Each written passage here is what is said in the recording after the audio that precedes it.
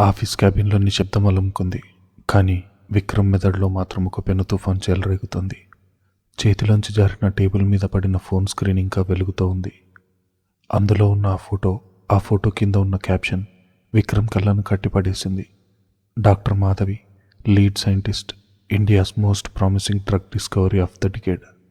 విక్రమ్ కుర్చీ వెనుక ఆనుకుని 2 చేతులతో తల పట్టుకున్నాడు. తన కళ్ళను తనే నమ్మలేకపోతున్నాడు.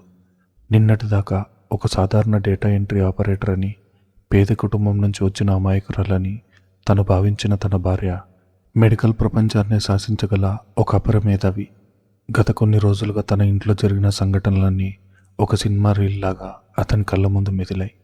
ఆమె తొలి రోజు ఇంట్లో అడుగుపెట్టినప్పుడు తన తల్లి శారదమ్మ చీరను పట్టుకుని పని మనిషితో పోల్చడం, లావణ్య కావాలనే కాలడ్డు పెట్టి మాధవ్ని పడగొట్టాలని చూడడం, నిన్న కిట్టి పార్టీలో అందరి ముందు వంటలక్క అని అవమానించడం, ఎవరిని అన్నా ఎంత చిన్న చూపు చూసినా మాధవ్ ముఖంలో చెరగని ఆ ప్రశాంతమైన చిరునవ్వు.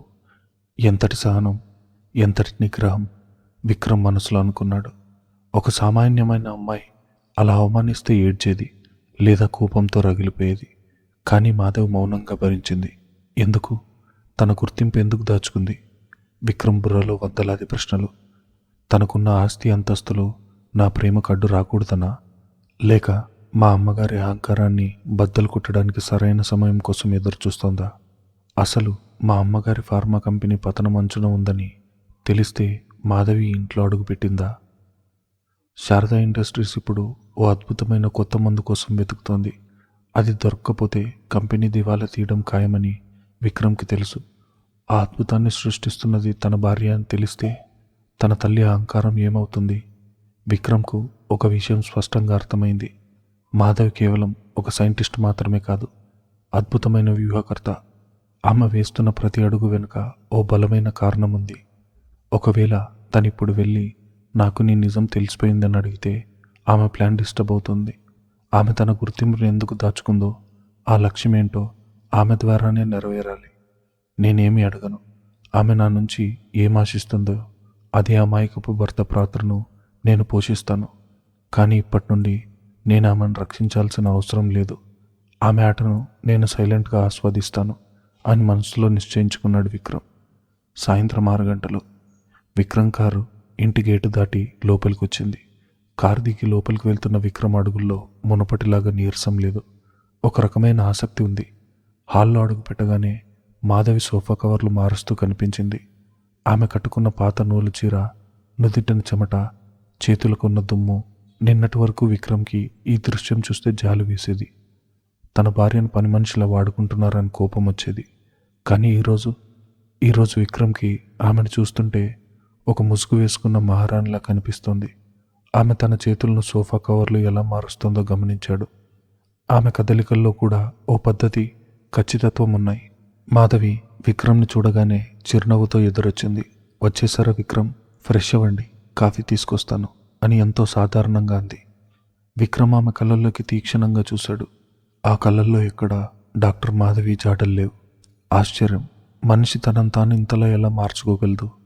మాధవి అన్నాడు విక్రమ్, ఆమె మనసు కొద్దిగా పరీక్షించాలన్న ఉద్దేశంతో. రోజంతా ఈ ఇంటి పనులు, అమ్మగారి మాటలు నీకు బోర్ కొట్టడం లేదా? నీకు మళ్ళీ ఆ డేటా ఎంట్రీ జాబ్కి వెళ్ళాలని అనిపించడం లేదా? మాధవ్ ఒక్క క్షణం ఆగి విక్రమ్ వైపు చూసింది. అతని గొంతులో ఏదో తేడా ఆమె గమనించింది. కానీ ఏమీ తెలియనట్లే ప్రవర్తించింది. అదేంటి విక్రమ్ అలా అంటారు? నా ఇల్లు, నా బాధ్యతలు వదిలేసి నేనెందుకు వేరే జాబ్కి వెళ్తాను? అత్తయ్య గారు ఏమన్నా అది నా మంచికే కదా, నాకు ఈ పనుల్లో సంతోషం ఉంది అంటూ నవ్వి వంటగది వైపు వెళ్ళిపోయింది. విక్రమ్కు లోపల నవ్వాగలేదు. ఎంత గొప్ప నటివి మాధవి! నీ ఇంటి పనులు, నీ బాధ్యతలు, ఈ ముసుగులో నువ్వు సాధించాలనుకుంటున్నది ఏంటో నాకు తెలియాలి. అప్పటి వరకు నా నిశ్శబ్దం కొనసాగుతుంది అనుకున్నాడు. మరుసటి రోజు ఉదయం శారద గారి గదిలో వాతావరణం చాలా వేడిగా ఉంది. తన బిజినెస్ వ్యవహారాల్లో అప్పుల వల్ల ఒత్తిడి ఎక్కువ అవుతుండడంతో శారదమ్మకు ఏం చేయాలో పాలుపోవడం లేదు. ఆమెకున్న ఏకైక ఆశ ఆ M24 ప్రాజెక్ట్. కానీ ఆ ఫార్మా ల్యాబ్ వాళ్ళు ఇంకా ఎలాంటి సమాధానం ఇవ్వలేదు. తన కోపాన్నంతా ఎలా తీర్చుకోవాలో తెలియక ఆమె లావణ్యని ఇంటికి పిలిపించింది. హాల్లో సోఫాలో రాజసంగా కూర్చునుంది శారదమ్మ. పక్కనే లావణ్య డిజైనర్ డ్రెస్లో ముస్తాబై కూర్చొనుంది. వాళ్ళిద్దరూ మాట్లాడుతుండగా మాధవ్ వాళ్ళకు టీ తీసుకొని రావడానికి వంటగదిలో ట్రే సిద్ధం చేస్తోంది. చూడు లావణ్య, శారదమ్మ గొంతు తగ్గించి కానీ స్పష్టంగా వినపడేలా అంటోంది. విక్రమ్, ఆ పేదదాన్ని పెళ్లి చేసుకోవడం నా జీవితంలో జరిగిన అతిపెద్ద పొరపాటు. నా పరువంతా పోయింది. నా సామ్రాజ్యానికి వారసురాలిగా రావాల్సిందే అని నువ్వు. కానీ మధ్యలో ఈ అనామకురాలు వచ్చి చేరింది. లావణ్య మొహం ముడుచుకుంది. ఏం చేస్తామంటే విక్రమ్కి నా ప్రేమ కంటే ఆ పని మనిషి అమాయకత్వమే నచ్చినట్టుంది. ఇప్పుడు తను మీ కోడలు. మీ చేతుల్లో ఏముంది? శారద కళ్ళల్లో కుటిలత్వం మెరిసింది. నా చేతుల్లో ఏముందా? శారదమ్మ తలుచుకుంటే ఏమైనా చేయగలదు. ఆ పేదది ఈ ఇంట్లో ఎన్ని రోజులు ఉంటుందో నేను చూస్తాను. ఆమెను మానసికంగా ఎంత కృంగదీస్తానంటే తనే ఏడుస్తూ ఈ ఇల్లు వదిలి పారిపోవాలి. ఆ తర్వాత విక్రమ్కు డైవర్స్ ఇప్పించి నీతో వాడిని పెళ్లి చేస్తాను. మా విక్రమ్కు తగిందానివి నువ్వే లావణ్య. ఈ శారదా ఇండస్ట్రీస్కు కాబోయే కోడలివి నువ్వే. లావణ్య ముఖం 1000 వోల్ట్ బలుగులా వెలిగింది. నిజంగా నాటి విక్రమ్ ఒప్పుకుంటాడా? వాడిని ఒప్పించే బాధ్యత నాది. ముందా దరిద్రాన్ని ఇంట్లోంచి గెంటేయాలి అని కసిగా అంది శారదమ్మ. సరిగ్గా అదే సమయానికి మాధవ్ చేతిలో ట్రేతో అక్కడికొచ్చింది. శారదమ్మ లావణ్య మాట్లాడుకున్న ప్రతి మాట ఆమెకు స్పష్టంగా వినిపించింది. తన భర్తను తన నుండి దూరం చేసి వేరే అమ్మాయితో పెళ్లి చేయాలని అత్తగారు ప్లాన్ చేస్తుంటే ఏ భార్య అయినా తట్టుకోలేదు. అరుస్తుంది, గొడవ చేస్తుంది, లేదా ఏడుస్తుంది. కానీ మాధవ్ ముఖంలో ఒక కండరం కూడా కదలలేదు. ఏమీ విన్నట్లే చాలా ప్రశాంతంగా టీని టీపై మీద పెట్టింది. శారదమ్మకు మాధవి ప్రశాంతత చూస్తుంటే రక్తం మరిగిపోతుంది. కావాలనే మాధవ్ అందిస్తున్న టీ కప్పును నిర్లక్ష్యంగా పట్టుకుని సగం టీని కింద కార్పెట్ మీద వంపేసింది. ఏంటే, నీ కళ్ళు కనిపించడం లేదా? కప్పు సరిగ్గా ఇవ్వడం కూడా రాదా? చూడు కార్పెట్ ఎలా పాడైపోయిందో. తుడు, కింద కూర్చొని శుభ్రంగా తుడు అని అరిచింది శారదమ్మ.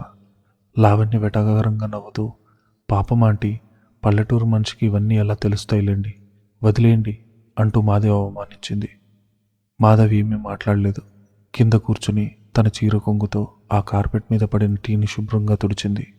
క్షమించండి అత్తయ్య గారు, ఇంకో కప్పు తీసుకొస్తాను అని చెప్పి మళ్ళీ వంటగదిలోకి వెళ్ళింది. మేడ మీద మెట్ల దగ్గర నిలబడి ఇదంతా చూస్తున్న విక్రమ్ శారదమ్మ లావణ్యతో అన్న మాటలు అతను కూడా విన్నాడు. తన తల్లి తన భార్యను బయటకు పంపించాలని కుట్ర చేస్తోందని తెలిసి అతనికి చాలా కోపం వచ్చింది. కిందకు వెళ్ళి అరుద్దామనుకున్నాడు. కానీ వెంటనే ఆగిపోయాడు. మాధవ్ స్పందన ఎలా ఉంటుందో చూడాలని అక్కడే నిలబడ్డాడు. తనకు తెలుసు మాధవ్ చేతిలో ఇప్పుడు శారదమ్మ భవిష్యత్తు ఉంది. మాధవ్ ఒక్క ఫోన్ కాల్ చేస్తే శారదమ్మ ప్రాధేయపడుతున్న ఆ M24 ప్రాజెక్ట్ వాళ్లకు దక్కకుండా పోతుంది. అప్పుడు శారదా ఇండస్ట్రీస్ మూతపడ్డం ఖాయం. ఇంతటి బ్రహ్మాస్త్రాన్ని చేతిలో ఉంచుకొని మాధవి ఈ అవమానాన్ని ఎలా భరిస్తోంది? కింద పడిన టీని మాధవి తుడుస్తున్నప్పుడు విక్రమ్ ఆమె కళ్ళను నిశ్చితంగా గమనించాడు.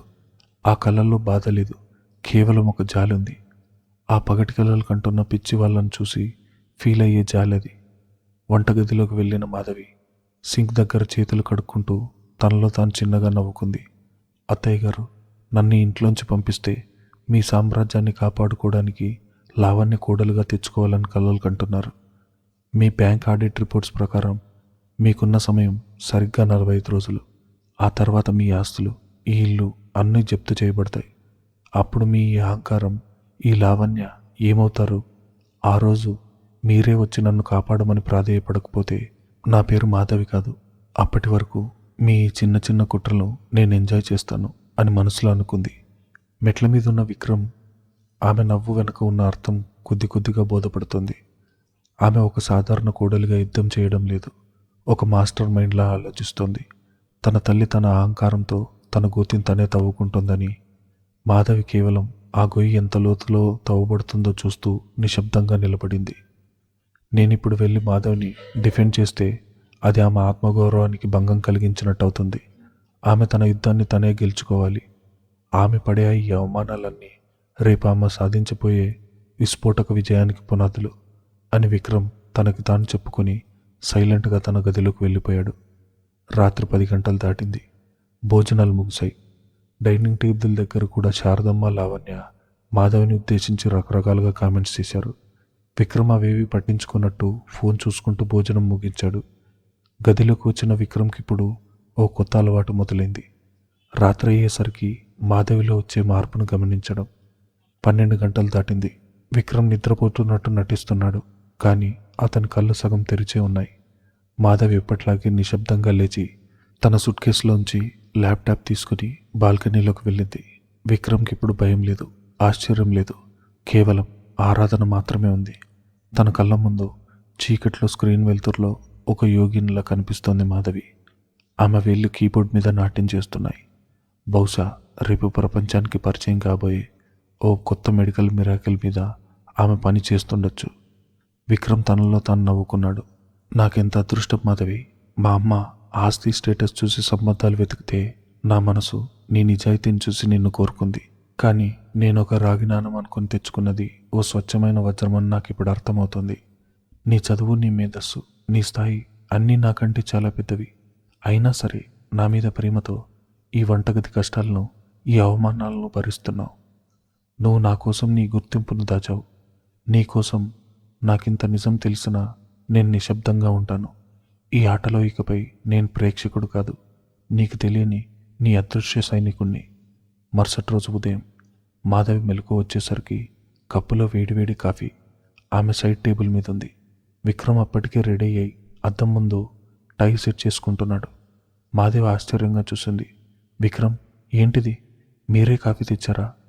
విక్రమ్ చిరునవ్వుతో ఆమె వైపు తిరిగాడు. అవును మాధవి, రోజంతా నువ్వు మా కోసం కష్టపడుతున్నావు. ఉదయం ఒక కాఫీ కూడా నా భార్యకు నేను ఇవ్వలేనా? తీసుకో. మాధవ్ కళ్ళల్లో ఓ చిన్న అనుమానం మెదిలింది. విక్రమ్ ప్రవర్తనలో మార్పు ఆమె గమనించింది. నిన్నటి వరకు జాలితో ఉన్న అతని కళ్ళల్లో ఈరోజు ఒక అంత చిక్కని గౌరవం కనిపిస్తోంది. బహుశా అతనికి ఏమైనా తెలిసిపోయిందా? ఆమె కాఫీ కప్పు తీసుకుంటూ థ్యాంక్ యూ విక్రమ్ అంది. విక్రమ్ ఆమెను చూసి మనసులో అనుకున్నాడు, the game has just begun my dear doctor Madhavi. Jubilee హిల్స్లోని శారదమ్మ భవంతిలో ఉదయం 8 గంటలకే ఓ ఖరీదైన కారు వచ్చాగింది. అందులోంచి లావణ్య దిగింది. ఆమె కట్టుకున్న డిజైనర్ చీర, పెట్టుకున్న డైమండ్ నెక్లెస్, పూసుకున్న పర్ఫ్యూమ్ సువాసన ఇవన్నీ చూస్తుంటే ఆమె ఆ ఇంటికి చుట్టపుచూపుగా వచ్చినట్టు లేదు, ఆ ఇంటికి యజమానురాలుగా వచ్చినట్టుంది. గత వారం రోజులుగా లావణ్య దినచర్య ఇదే. ప్రతిరోజు ఉదయాన్నే శారదమ్మ ఇంటికి రావడం, రాత్రి వరకు అక్కడే తిష్ట వేయడం. శారదమ్మ కూడా లావణ్యకు ఇంట్లో పూర్తి స్వేచ్ఛనిచ్చింది. పని వాళ్ళని సైతం లావణ్య ఆజ్ఞాపిస్తుంది. ఇదంతా శారదమ్మ పన్నిన కుట్రలో భాగమే. విక్రమ్ కళ్ళ ముందే లావణ్యను ఒక ఆదర్శవంతమైన కోడలిగా చూపించింది. మాధవిని ఓ పనికిరాని దానిగా చిత్రీకరించడం ఆమె వ్యూహం. లావణ్య నేరుగా డైనింగ్ హాల్లోకి వెళ్ళింది. అప్పటికే శారదమ్మ అక్కడ కూర్చొనుంది. గుడ్ మార్నింగ్ ఆంటీ అంటూ శారదమ్మ పక్కనే కుర్చీ లాక్కొని కూర్చుంది. వెరీ గుడ్ మార్నింగ్ లావణ్య, రా కూర్చో. ఏంటి ఈరోజు చాలా అందంగా ఉన్నావు అని పొగిడింది శారదమ్మ. అదే సమయంలో మాధవ్ వంటగదిలోంచి వేడివేడి ఇడ్లీ చట్నీ తీసుకుని డైనింగ్ టేబుల్ దగ్గరకు వచ్చింది. ఆమె ఎప్పట్లాగే ఒక సాధారణ కాటన్ చీరలో జుట్టుముడి వేసుకుని నుదుటిని చిన్న బొట్టుతో ఉంది. మాధవ్ని చూడగానే లావణ్య ముఖంలో ఓ వ్యంగ్యమైన చిరునవ్వు వెలిసింది. ఏంటే మాధవి, ఆ ప్లేట్లు అలా పడేస్తున్నావు? నీకు కనీసం టేబుల్ మీద ఎలా వడ్డించాలో కూడా తెలీదా? లావణ్య పెత్తనం చెలాయిస్తూ అంది. మాధవి ఏమీ అనకుండా చాలా ప్రశాంతంగా ప్లేట్లను సర్ది ఇడ్లీలు వడ్డించింది. నాకు ఇడ్లీ వద్దు, 2 బ్లడ్ సైజెస్ టోస్ట్ చేసి తీసుకురా, అలాగే కొంచెం ఫ్రెష్ ఆరెంజ్ జ్యూస్ అని ఆర్డర్ వేసింది లావణ్య. మాధవ్ తల ఊపి వంటగదిలోకి వెళ్ళబోతుంటే శారదమ్మ గొంతు సవరించుకుంది. చూసావా లావణ్య, దానికి ఏది రాదు. కనీసం మన స్థాయి వాళ్లకు బ్రేక్ఫాస్ట్ ఎలా తింటారో కూడా తెలీదు. ఎప్పుడు ఆ పల్లెటూరు వంటలే. విక్రమ్ గాడు దీన్ని ఎందుకు తెచ్చుకున్నాడో ఏంటో అని నిట్టూర్చింది. మాధవికి ఇవన్నీ స్పష్టంగా వినిపిస్తున్నాయి. ఆమె వంటగదిలో బ్రష్ టోస్ట్ చేస్తూ చిన్నగా నవ్వుకుంది. లావణ్య, నువ్వు ఇంటికి రాబోయే కోడలివని కలలు కంటున్నావు. కానీ నువ్వు కూర్చున్న కుర్చీ, నువ్వు తింటున్న డైనింగ్ టేబుల్, ఈ ఇల్లు అన్నీ ఇంకో 40 రోజుల్లో బ్యాంక్ వాళ్ళు జప్తు చేయబోతున్నారని నీకు తెలీదు. ఒక మునిగిపోతున్న పడవలో కెప్టెన్ సీట్ కోసం నువ్వు పడుతున్న ఆరాటం చూస్తుంటే నాకు జాలి వేస్తుంది అని మనసులో అనుకుంది మాధవి. ఆ రోజు సాయంత్రం శారదమ్మ ఇంట్లో ఓ చిన్న గెట్ టుగెదర్ ఏర్పాటు చేసింది. తన బిజినెస్ సర్కిల్లోని ఒక ముఖ్యమైన వ్యక్తులు, బంధువులు కొందరిని పిలిచింది. అసలు ఆ పార్టీ ఉద్దేశం బిజినెస్ కాదు, లావణ్యను అందరికీ పరిచయం చేయడం, పరోక్షంగా మాధవిని అవమానించడం. హాల్ మొత్తం దీపకాంతులతో, ఖరీదైన డెకరేషన్లతో మెరిసిపోతుంది. అతిథులందరూ ఒక్కొక్కరు వస్తున్నారు. శారదమ్మ లావణ్యను తన పక్కనే నిలబెట్టుకుని ప్రతి ఒక్కరికి పరిచయం చేస్తుంది. ఇదిగో మా లావణ్య, రాజశేఖర్ గారు అమ్మాయి, లండన్లో ఎంబీఏ చేసింది. నా బిజినెస్ విషయాలు కూడా నాకు ఎంతో హెల్ప్ చేస్తుంది అంటూ శారదమ్మ లావణ్యని ఆకాశానికి ఎత్తేస్తుంది. లావణ్య కూడా ఒక సెలబ్రిటీలా అందరికీ నవ్వుతూ హలో చెప్తుంది. విక్రమ్ ఒక మూలను నిలబడి ఇదంతా గమనిస్తున్నాడు. అతనికి తన తల్లి చేస్తున్న నాటకం అర్థమవుతుంది. లావణ్యను భవిష్యత్తు కోడలిగా ప్రాజెక్ట్ చేయాలని ఈ పార్టీ అని అతనికి స్పష్టంగా తెలుసు. సరిగ్గా అప్పుడే మాధవి ట్రేలో జ్యూస్ గ్లాసులు పెట్టుకుని హాల్లోకి వచ్చింది. అతిథుల్లో ఒకరైన మీనాక్షి అని ఆవిడ మాధవిని చూసి, శారదా, ఈ అమ్మాయి ఎవరు? కొత్తగా పనిలో పెట్టుకున్నావా అని అడిగింది. హాల్లో ఒక్కసారిగా నిశ్శబ్దం ఆవరించింది. అందరి దృష్టి మాధవి మీద పడింది. విక్రమ్ గుండె వేగంగా కొట్టుకోవడం మొదలైంది. తను వెళ్ళి మాధవిని నా భార్య అని చెప్పాలనిపించింది. కానీ మాధవి నిజ స్వరూపం తెలిసిన విక్రమ్ ఆమె ఈ పరిస్థితిని ఎలా హ్యాండిల్ చేస్తుందో చూడాలని ఆగిపోయాడు. శారదమ్మ వ్యంగ్యంగా నవ్వింది. పని మనిషి కాదే మీనాక్షి, విక్రమ్ భార్య, నా కోడలు. మీనాక్షి ఆశ్చర్యంగా ముక్కున వేలేసుకుంది. ఏంటి, విక్రమ్ భార్య? ఏంటి శారద అలా ఉంది? కనీసం పార్టీకి తగినట్టు డ్రెస్ చేసుకోవడం కూడా రాదా? నీ పక్కన నేను లావణ్యైతే అచ్చన్ నీకు తగ్గ కోడల్లా ఉంది. ఆ మాట వినగానే శారదమ్మ ముఖం వికసించింది. తను ఆశించిన మాట మీనాక్షి నోటి నుండి రావడం ఆమె ఆనందానికి అవధుల్లేవు. శారదమ్మ అందరి ముందు గట్టిగా మాధవికి స్పష్టంగా వినపడేలా అంది. అవును మీనాక్షి, మా కుటుంబం స్థాయికి, మా పరువుకి మా విక్రమ్కు అనువైన కోడలు వేరేగా ఉంటుంది. అది ఖచ్చితంగా లావణ్య లాంటి అమ్మాయే కావాలి. ఎవరో రోడ్డు మీద దొరికిన వాళ్ళు, పేదరికం నుండి వచ్చిన వాళ్ళు మా ఇంటికి మహాలక్ష్మి కాలేరు. కానీ ఏం చేస్తాం, విక్రమ్ చేసిన ఒకే ఒక పొరపాటు వల్ల ఈ ఇంటికి గ్రాచారం పట్టుకుంది. కాలం ఎప్పుడూ ఒకేలా ఉండదు కదా, త్వరలోనే అన్నీ సర్దుకుంటాయి. ఆ మాటల్లో ఉన్న అంతరార్థం అందరికీ అర్థమైంది. విక్రమ్కు మాధవ్ని వదిలించి లావణ్యం తీసుకురావాలన్న శారదమ్మ ఫిక్స్ అయిందని అతిథులందరూ గుసగుసలాడుకోవడం మొదలుపెట్టారు. లావణ్య గర్వంగా తలెగరేసింది. మాధవ్ వైపు చిన్న చూపు చూసింది. మాధవ్ ట్రే పట్టుకుని అక్కడే నిలబడి ఉంది. అత్తగారు తనంతమంది ముందు రోడ్డు మీద దొరికిన దానవని అంటున్నా ఆమె ముఖంలో కోపం లేదు, కంట్లో నీళ్లు లేదు. కేవలం ఒక నిస్సహాయమైన చిరునవ్వు మాత్రమే ఉంది. ఆమె ప్రశాంతంగా జ్యూస్ తీసుకోండి మీనాక్షి గారు అంటూ గ్లాస్ అందించింది. విక్రమ్కు ఈ దృశ్యం చూస్తుంటే రక్తం మరుగుతుంది. తన భార్యను, అందులోనూ ప్రపంచమే తల ఉంచి ఒకే ఒక గొప్ప సైంటిస్ట్ను తన తల్లి తన చేతులారా ఎంత ఘోరంగా అవమానిస్తుందో చూసి తను తట్టుకోలేకపోతున్నాడు. అతను వేగంగా అక్కడి నుంచి తన గదికి వెళ్ళిపోయాడు. పార్టీ ముగిసింది. అతిథులంతా వెళ్ళిపోయారు. రాత్రి 10 గంటల సమయం. విక్రమ్ తన గదిలో ఒంటరిగా కూర్చునున్నాడు. అతని మనసంతా అల్లకల్లోలంగా ఉంది. మాధవి ఒక అద్భుతమైన మేధావని, ఆమె డాక్టర్ మాధవి అని అతనికి తెలుసు. ఆమె తలుచుకుంటే ఒక్క క్షణంలో తల్లి అహంకారాన్ని ముక్కలు చేయగలదు. తనకున్న పరిచయాలతో శారదా ఇండస్ట్రీస్ను రోడ్డు మీదకు లాగగలదు. కానీ ఆమె తన కోసం, తన ప్రేమ కోసం ఈ అవమానాలన్నీ మౌనంగా భరిస్తోందని విక్రమ్ అనుకుంటున్నాడు. ఒక భర్తగా ఫెయిల్ అయ్యాను. నా భార్య నా కోసం తన స్థాయిని దాచుకొని ఒక పని మనిషిలా బతుకుతుంటే నేను కనీసం ఆమెను రక్షించుకోలేకపోతున్నాను. మా అమ్మకి ఎదురు చెప్పలేక, ఈ నిజం మాధవికి చెప్పలేక నేనెంత పిరికివాడిలా మారిపోయాను అని విక్రమ్ తనను తాను నిందించుకుంటున్నాడు. సరిగ్గా అప్పుడే గది తలుపులు తెరుచుకొని మాధవి లోపలికి వచ్చింది. చేతిలో ఒక గ్లాస్ పాలతో. ఆమెను చూడగానే విక్రమ్ గుండె కరిగింది. రోజంతా పడిన శ్రమ వల్ల ఆమె ముఖం కొద్దిగా అలిసిపోయింది. కానీ ఆ కళ్ళల్లో మాత్రం అదే ప్రశాంతత. పాలు తీసుకోండి విక్రమ్, భోజనం సరిగ్గా చేయలేదు కదా, పాలు తాగితే నిద్రపడుతుంది అంటూ టేబుల్ మీద గ్లాస్ పెట్టింది మాధవి. విక్రమ్ వేగంగా వెళ్ళి మాధవి 2 చేతులతో పట్టుకున్నాడు. అతని కళ్ళల్లో నీళ్లు తిరుగుతున్నాయి. మాధవి, అతని గొంతు వణికింది. మాధవ్ ఆశ్చర్యంగా అతని వైపు చూసింది. ఏమైంది విక్రమ్, ఎందుకలా ఉన్నారు? నన్ను క్షమించు మాధవి, ఐఎమ్ రియల్లీ సారీ. కింద పార్టీలో అమ్మ నిన్ను అందరి ముందు అన్ని మాటలు అంటున్నా, నిన్ను ఆ లావణ్యతో పోల్చి అవమానిస్తున్నా నేనేమీ మాట్లాడలేకపోయాను. కొడుగ్గా అమ్మని ఎదిరించలేకపోతున్నాను. భర్తగా నిన్ను కాపాడుకోలేకపోతున్నాను.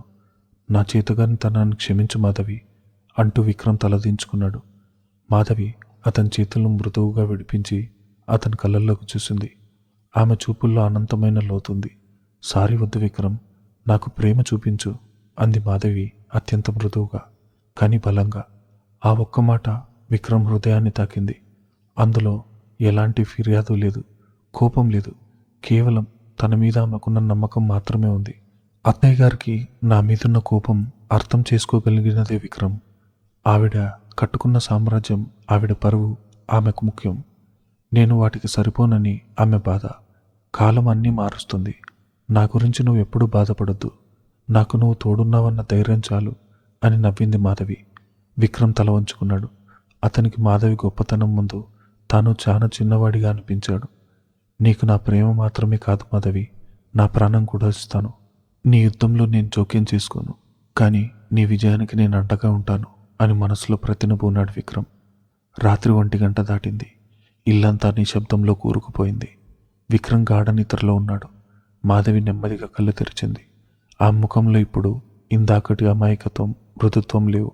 ఒక యోధురాలికి ఉండే తీక్షణత, ఒక వ్యూహకర్తకు ఉండే పదును ఆమె కళ్ళల్లో మెరుస్తున్నాయి.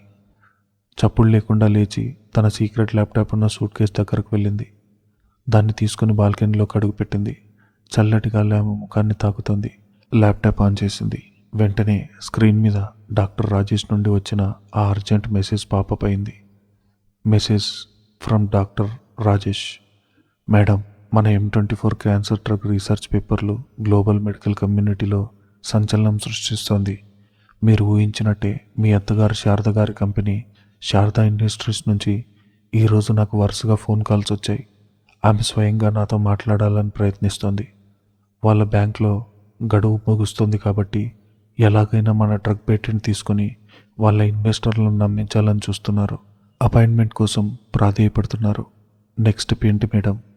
మాధవి ఆ మెసేజ్ చదువుతూ చిన్నగా నవ్వుకుంది. ఆ నవ్వులో ఒక పగ ఉంది, ఓ ప్రతీకారం ఉంది. ఇన్నాళ్ళు తను ఈ ఇంట్లో పడిన అవమానాలు, ముఖ్యంగా ఈరోజు పార్టీలో శారదమ్మ తనను రోడ్డు మీద దొరికిన అనామకురాలు అని అన్న మాటలు ఆమె మనసులో ప్రతిధ్వనించాయి. లావణ్యను కోడలుగా తీసుకురావాలని వేసిన ప్లాన్ ఆమె కళ్ళ ముందు మెదిలింది. ఆమె చేతులు కీబోర్డ్ మీద వేగంగా కదిలాయి. Reply to doctor Rajesh. Rajesh sir, ఇంకా సమయం వచ్చింది. శారదమ్మ గారికి అపాయింట్మెంట్ ఇవ్వండి. రేపు మధ్యాహ్నం 3 గంటలకు ఆమె మన రీసెర్చ్ సెంటర్కు రమ్మని చెప్పండి. నేను అక్కడే ఉంటాను. కానీ నా ఐడెంటిటీ మాత్రం ఎట్టి పరిస్థితుల్లోనూ బయటకు రాకూడదు. నేను ఒక సాధారణ ల్యాబ్ అసిస్టెంట్గా మాత్రమే అక్కడ ఉంటాను. డాక్టర్ ఎం రెడ్డి ఎవరో తెలుసుకోవాలన్న ఆమె ఆరాటం మనం రేపు క్యాష్ చేసుకోబోతున్నాం. Let's the game begin. Message send button నొక్కి ల్యాప్టాప్ మూసేసింది మాధవి. ఆకాశం వైపు చూసింది. మేఘాలు కమ్ముకొని ఉన్నాయి. త్వరలో ఓ పెద్ద తుఫాన్ రాబోతుంది. ఆ తుఫాను శారదమ్మ అహంకారాన్ని, లావణ్య కుతంత్రాలను సమూలంగా నాశనం చేయబోతుంది. అత్తయ్య గారు, మీ సామ్రాజ్యాన్ని రక్షించుకోవడానికి మీరు రేపు ఎవరి కాళ్ళు పట్టుకోవడానికి వస్తున్నారో మీకు తెలీదు. మీ కుటుంబానికి అనువైన కోడలు లావణ్య అని మీరు అనుకుంటున్నారు. కానీ ఆ కుటుంబాన్ని బతికించగలిగే ఒకే ఒక్క ప్రాణం ఈ మాధవని మీకు తెలిసే సమయం దగ్గర పడింది. మీ ఆధిపత్యం ముగిసింది. నా నిశ్శబ్ద యుద్ధం రేపటితో కొత్త మలుపు తీరుకోబోతుంది అని మనసులో దృఢంగా నిశ్చయించుకుంది మాధవి. మాధవి బాల్కనీలోంచి తిరిగి గదిలోకి వస్తుండగా సగం తెరిచిన కళ్ళతో విక్రమ్ ఇదంతా గమనిస్తూనే ఉన్నాడు. తన భార్య వేయబోయే తదుపరి అడుగు ఏంటో చూడాలని అతను కూడా ఎంతో ఉత్కంఠగా ఎదురు చూస్తున్నాడు. శారదా ఇండస్ట్రీస్ ఫార్మా రంగంలో ఒకప్పుడు వెలిగిపోయిన పేరు. కానీ ఇప్పుడు ఆ సామ్రాజ్యం పునాదులు కదులుతున్నాయి. ఉదయం 9 గంటలు. శారదమ్మ ముఖంలో మునుపటి కళ్ళ లేదు, దర్పం లేదు. కేవలం ఆందోళన, భయం మాత్రమే కనిపిస్తున్నాయి. గత 6 నెలలుగా కంపెనీ పరిస్థితి దారుణంగా దిగజారిపోతుంది. వారు తయారు చేస్తున్న పాత డ్రగ్స్కు మార్కెట్లో డిమాండ్ పడిపోవడం, రీసెంట్గా USFDA వారి ఒక ప్రధాన ప్రోడక్ట్ లైసెన్స్ క్యాన్సిల్ చేయడం, కంపెనీకి రాత్రి దాదాపు 500 కోట్ల నష్టం వచ్చింది. బ్యాంక్ లోన్ రికవరీ కోసం నోటీసులు పంపడం మొదలుపెట్టింది. షేర్ హోల్డర్లు గొడవ చేస్తున్నారు. ఈ విషయం బయటకు తెలిస్తే పరువు పోతుందని శారదమ్మ అష్ట కష్టాలు పడి కవర్ చేస్తుంది. ఆఫీస్ క్యాబిన్లో విక్రమ్ తల పట్టుకుని కూర్చున్నాడు. అతని టేబుల్ నిండా ఫైల్స్, లీగల్ నోటీసులు ఉన్నాయి. ఏంటి విక్రమ్ ఇదంతా? మన కళ్ళ ముందే మన కంపెనీ ఇలా నాశనం అయిపోతుంటే మనం ఏం చేయలేమా? శారదమ్మ గొంతులో వణుకు. అమ్మా, పరిస్థితి చేయి దాటిపోతుంది. ఇన్వెస్టర్లందరూ తన డబ్బులు వెనక్కి అడుగుతున్నారు. మన కంపెనీకి ఇప్పుడు ఒక మిరాకిల్ కావాలి. ఒక పెద్ద ఇంటర్నేషనల్ డీల్ లేదా ఒక గ్రౌండ్ బ్రేకింగ్ ప్రోడక్ట్ మన చేతికి వస్తే తప్ప మనం ఈ బ్యాంక్రప్సీ నుంచి బయటపడలేం అన్నాడు విక్రమ్ నిరాశగా. శారదమ్మ కళ్ళల్లో ఒక చిన్న ఆశ మెరిసింది. ఆ మిరాకిల్ మనకు దొరుకుతుంది విక్రమ్. అపెక్స్ ల్యాబ్ వాళ్ళు డెవలప్ చేస్తున్న M24 క్యాన్సర్ మాలిక్యూల్ అది కనుక మన చేతికి వస్తే ఈ అప్పులన్నీ తీర్చేసి మన కంపెనీని మళ్ళీ నంబర్ 1 స్థానంలో నిలబెట్టొచ్చు. నిన్ననే ఆ ల్యాబ్ డైరెక్టర్ డాక్టర్ రాజేష్తో మాట్లాడాను. ఈరోజు మధ్యాహ్నం బోర్డ్ మీటింగ్ తర్వాత నేను స్వయంగా వెళ్ళి అతన్ని కలవబోతున్నాను. విక్రమ్కు రాత్రి మాధవ్ ల్యాప్టాప్లో చూసిన దృశ్యం గుర్తొచ్చింది. M24 ఆ మాలిక్యూల్ వెనుక ఉన్న మాస్టర్ మైండ్ తన భార్య మాధవి అంటే తన తల్లి ఎవరి ప్రాజెక్టు కోసం అయితే ఆరాటపడుతుందో అది తన భార్య సృష్టించిందేనా? విక్రమ్కు లోపల వణుకు పుట్టింది. కానీ అతను ఏమీ బయటపడలేదు. మధ్యాహ్నం 12 గంటలు శారదా ఇండస్ట్రీస్ బోర్డ్ రూమ్. వాతావరణం చాలా వేడిగా ఉంది. బోర్డ్ ఆఫ్ డైరెక్టర్స్, ప్రధాన ఇన్వెస్టర్లందరూ సీరియస్గా కూర్చొని ఉన్నారు. శారదమ్మ హెడ్ చైర్లో కూర్చొనుంది. విక్రమ్ ఆమె పక్కనున్నాడు. వాళ్ళతో పాటు Vikram close friend, company legal advisor అయిన కార్తిక్ కూడా ఉన్నాడు. శారద గారు, మాకు ఓపిక నశించింది. మీ కంపెనీ షేర్లు రోజు పడిపోతున్నాయి. మేము ఇంకా పెట్టుబడులు కొనసాగించలేం. ఈరోజు మీ దగ్గర ఏదైనా సాలిడ్ ప్లాన్ ఉంటే చెప్పండి, లేదంటే మేము తప్పుకుంటాం, ఒక ఇన్వెస్టర్ కఠినంగా అన్నాడు. శారదమ్మ లేచి నిలబడింది. తన సహజమైన గంభీర్యాన్ని తెచ్చుకుంటూ, మీరు కంగారు పడాల్సిన అవసరం లేదు. మన కంపెనీ తలరాతను మార్చే ఓ అద్భుతమైన ప్రాజెక్ట్ మన చేతికి రాబోతుంది. అపెక్స్ రీసెర్చ్ ల్యాబ్ వాళ్ళు డెవలప్ చేసిన M24 cancer drug patent rights మనం దక్కించుకోబోతున్నాం. ఈరోజు మధ్యాహ్నం వాళ్ళతో నాకు అపాయింట్మెంట్ ఉంది. బోర్డ్ రూమ్లో చిన్న కలకలం. అపెక్స్ ల్యాబ్ అద్భుతాలు సృష్టిస్తుందని విన్నాము, కానీ ఆ M24 ప్రాజెక్ట్ పేటెంట్ వాళ్ళ డైరెక్టర్ రాజేష్ పేరు మీద లేదు కదా. ఆ పేటెంట్ ఎవరి పేరు మీద ఉంటే వాళ్ళే మనతో డీల్ సైన్ చేయాలి. అసలు ఆ లీడ్ సైంటిస్ట్ ఎవరు? వాళ్ళు మనతో డీల్కి ఎందుకు ఒప్పుకుంటారు అని అడిగాడు మరో డైరెక్టర్. శారదమ్మ విక్రమ్ వైపు చూపించింది. విక్రమ్ అప్పటికే ఆ ల్యాబ్ నుండి వచ్చిన అఫీషియల్ పేటెంట్ రిజిస్ట్రేషన్ డాక్యుమెంట్ను స్క్రీన్ మీద ప్రొజెక్ట్ చేశాడు. స్క్రీన్ మీద పడ్డ అక్షరాలు, ఆ డ్రగ్ వివరాలు, దాని కింద పేటెంట్ హోల్డర్ పేరు ఫ్లాష్ అయింది. అందరి కళ్ళు ఆ పేరు మీద పడ్డాయి. Lead researcher and patent holder doctor M Reddy. Vikram ఆ పేరు చూడగానే ఒక్కసారి షాక్కి గురై కుర్చీలో వెనక్కి వాలిపోయాడు. అతనికి అజ్ఞాత మెసేజ్లో వచ్చిన పేరు డాక్టర్ మాధవి, కానీ అఫీషియల్ లీగల్ డాక్యుమెంట్స్లో పూర్తి ఇంటి పేరుతో ఉండాలి కాబట్టి డాక్టర్ M రెడ్డి అని రిజిస్టర్ అయింది. మాధవ్ పూర్తి పేరు మాధవి రెడ్డి. Doctor M Reddy. శారదమ్మ ఆ పేరును చదివింది. ఈ సైంటిస్ట్ ఎవరో కానీ ఇతని వల్ల మన కంపెనీ ప్రాణాలు నిలబడబోతున్నాయి. నేను వెళ్ళి ఈ డాక్టర్ M రెడ్డి గారిని స్వయంగా కలిసి వాళ్ళు అడిగినంత ఆఫర్ చేసి ఆ ప్రాజెక్ట్ మనకు దక్కేలా చూస్తాను అంది ఎంతో ఆత్మవిశ్వాసంతో. ఆమెకు ఆ M రెడ్డి ఒక మగ సైంటిస్ట్ అని, బహుశా 50 ఏళ్ళు దాటిన ఒక పెద్ద వయస్కుడని ఊహించుకుంటుంది. కానీ విక్రమ్ గుండె రైలు వేగంతో కొట్టుకుంటుంది. అతను ఊపిరి ఆడుతున్నట్టు లేదు. తన భార్య మాధవి పూర్తి పేరు మాధవిరెడ్డి. ఆ ఇనిషియల్, ఆ పేరు అన్నీ పర్ఫెక్ట్గా మ్యాచ్ అవుతున్నాయి. తన ఇంట్లో తన తల్లి చేత రోజు పని మనిషిని, దరిద్రపుదని అనిపించుకుంటున్న మాధవి ఈ దశాబ్దపు గొప్ప scientist doctor M Reddy. Board meeting ముగిసింది. అందరూ బయటికి వెళ్ళిపోయారు. విక్రమ్, కార్తిక్ మాత్రమే మిగిలారు. కార్తిక్ విక్రమ్కి కాలేజ్ రోజుల నుండి ఫ్రెండ్. అతనికి మాధవ్ గురించి, ఆమె ఇంటి పేరు గురించి తెలుసు. కార్తిక్ నెమ్మదిగా విక్రమ్ దగ్గరకు వచ్చి భుజం మీద చేయి వేశాడు. విక్రమ్, ఏమైంది? నువ్వు స్క్రీన్ మీద ఆ పేరు చూడగానే ఎందుకంత షాక్ అయ్యావు అడిగాడు కార్తిక్. విక్రమ్ ఏమీ మాట్లాడలేకపోయాడు. అతని గొంతు పెగలడం లేదు. బోర్డ్ మీటింగ్ తర్వాత శారదమ్మ నేరుగా ఇంటికి వచ్చింది. ఆమెకు కొంచెం రిలీఫ్గా ఉంది. డాక్టర్ M రెడ్డితో డీల్ కుదిరితే తన అప్పులన్నీ తీరిపోతాయని ఆమె ధీమా. ఆమె ఇంటికి వచ్చేసరికి హాల్లో లావణ్య కూర్చొనుంది. మాధవి ఎప్పట్లాగే నేల మీద కూర్చొని ఏవో కూరగాయలు తరుగుతుంది. శారదమ్మను చూడగానే లావణ్య ఉత్సాహంగా లేచింది. ఏమైందంటే, మీటింగ్ సక్సెసా? శారదమ్మ గర్వంగా నవ్వింది. సక్సెస్ కాకుండా ఉంటుందా లావణ్య? శారదమ్మ అడిగినప్పుడే ఏదైనా దక్కాల్సిందే. ఆ అపెక్స్ ల్యాబ్ వాళ్ళు కొత్త ప్రాజెక్ట్ మనకే రాబోతుంది. ఆ లీడ్ సైంటిస్ట్ డాక్టర్ M రెడ్డిని నేను మధ్యాహ్నం కలవబోతున్నాను. ఆ డీల్ ఓకే అయితే మన కంపెనీ షేర్స్ ఆకాశాన్ని తాకుతాయి. ఇక తర్వాత మనకు తిరుగులేదు అంటూ సోఫాలో వాలిపోయింది. మాధవి కూరగాయలు కోయడం ఆపి ఒక క్షణం శారదమ్మ వైపు చూసింది. ఆ డాక్టర్ M రెడ్డి నేనే అని తెలిస్తే మీ రియాక్షన్ ఎలా ఉంటుందో చూడాలని ఉంది అత్తయ్య గారు అని మనసులో అనుకుంటూ తన పని తాను చేసుకుంటుంది. లావణ్య మాధవ్ వైపు వ్యంగ్యంగా చూసింది. విన్నావా మాధవి, ఆంటీ గారి రేంజ్ ఏంటో, కోట్ల రూపాయల ప్రాజెక్ట్ డీల్ చేస్తారు. నువ్వేమో ఇక్కడ 10 రూపాయలు కూరగాయలు కోసుకుంటూ కూర్చున్నావు. మీలాంటి వాళ్ళకి ఆ డాక్టర్ ఎం రెడ్డి లాంటి వాళ్ళ గొప్ప పేర్లు పలకడం కూడా రాదు కదా. శారదమ్మ అందుకుంది. దానికెందుకు చెప్తావు లావణ్య, దానికి తెలిసింది వంటగది, అంట్లు తోమడం మాత్రమే. అయినా ఈరోజు నేను ఇంత పెద్ద పని మీద వెళ్తుంటే అది నా కళ్ళ ముందు అపశకనంలా ఎదురుపడుతోంది. ఏంటే అలా చూస్తున్నావు, లోపలికి పోయి చావు అని తీవ్రంగా కసురుకుంది. మాధవ్ ముఖంలో ఎటువంటి అలజడి లేదు. ఆమె నిశ్శబ్దంగా కూరగాయల పళ్ళెం తీసుకుని లేచి నిలబడింది. అత్తయ్య గారు, మీ మీటింగ్ సక్సెస్ అవ్వాలని మనస్ఫూర్తిగా కోరుకుంటున్నాను అని చాలా మృదువుగా చెప్పి వంటగదిలోకి నడిచింది మాధవి. శారద వెటకారంగా నవ్వింది. చూసావా దాని యాక్షన్? నాకు దీని ఆశీర్వాదాలు కూడా కావాలా?